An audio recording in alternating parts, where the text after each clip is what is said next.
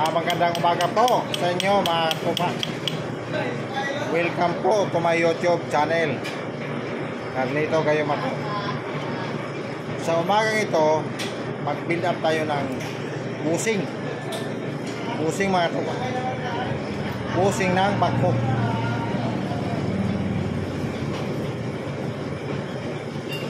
Ayan. So ang sukat niya mga tropa is 100 mm. Since kulang pa yung kanyang build up, dinagdagan ni Gerard. Okay. So yung busing na mga tropa, doon papasok sa may. So diyan siya papasok mga tropa. Diyan. Okay. Yan yung pin ng backhook. Okay.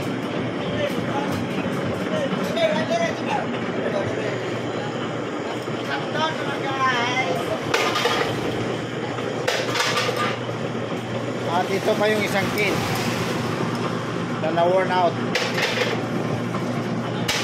Okay. So nakita nyo. So ang sukat yan ito. Ito yung kanyang busing.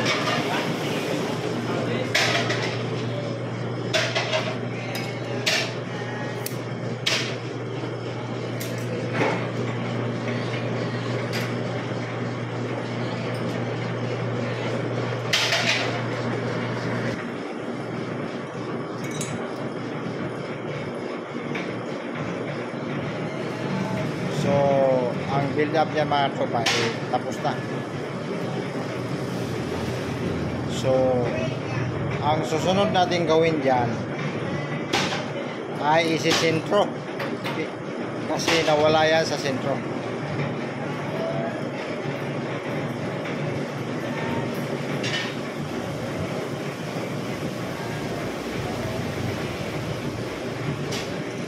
So, ang sinisintro natin dyan loob.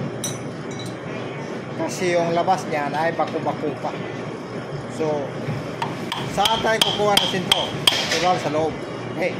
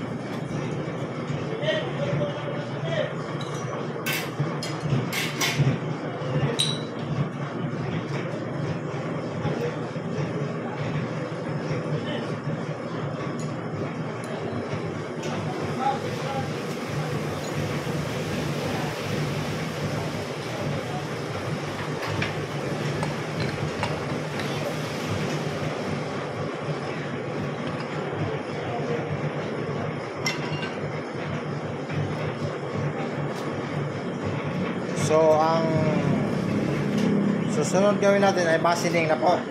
Okay. So, ang takbo niya hindi dapat masyado mabilis. Hindi rin naman masyado mabagal. Kasi pag masyado naman mabilis, put-put mga kapag mapuput-put yung carbide.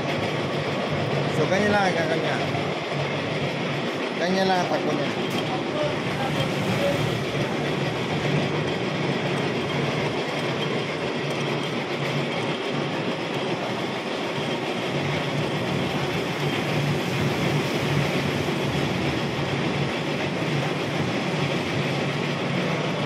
So, ikot tayo mga tropa. Ikot.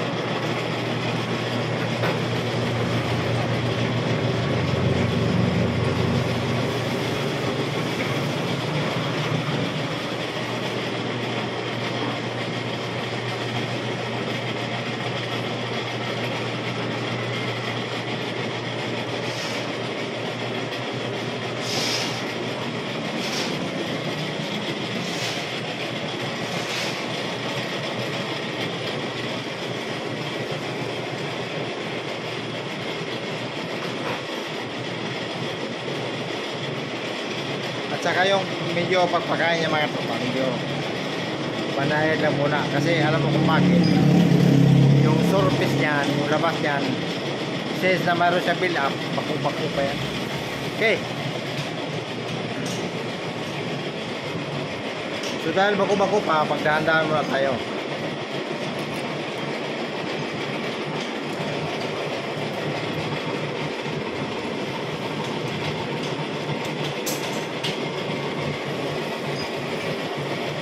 Shout out na pala kay Adi Oliverio ng Negros Occidental.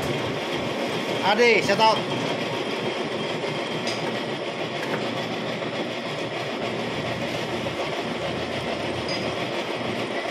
At kay Lito Bugas ng Davao Oriental.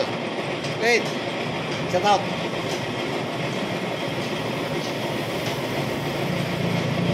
So ganyan mga tropa. Kasi doon sa loob ng pako, yung busing niya lumuwag. Dahil lumuwag na rin yung housing. So parehong binilapan. Ang housing nito ay hindi manadala. Sobrang bigat. Okay. Kuha nyo.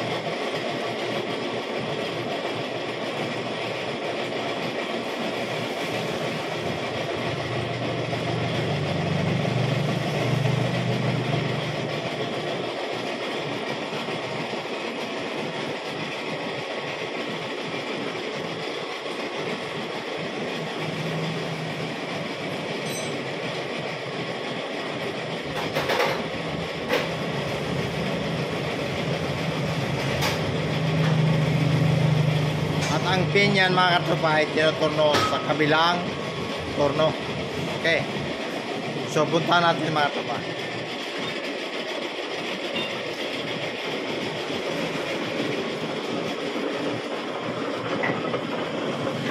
Ayan yung pin.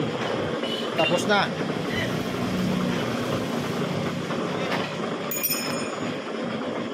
Ayan yung pin mga katropa. May sukat sa magkabilang dulo. 83 kabila 5. Okay. So yan siya.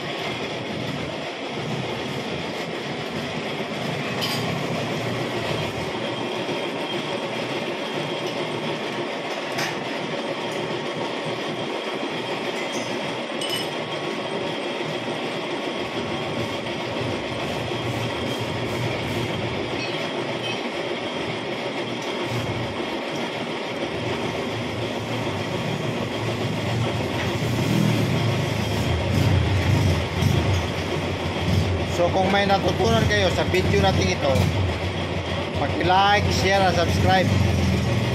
Maraming salamat po.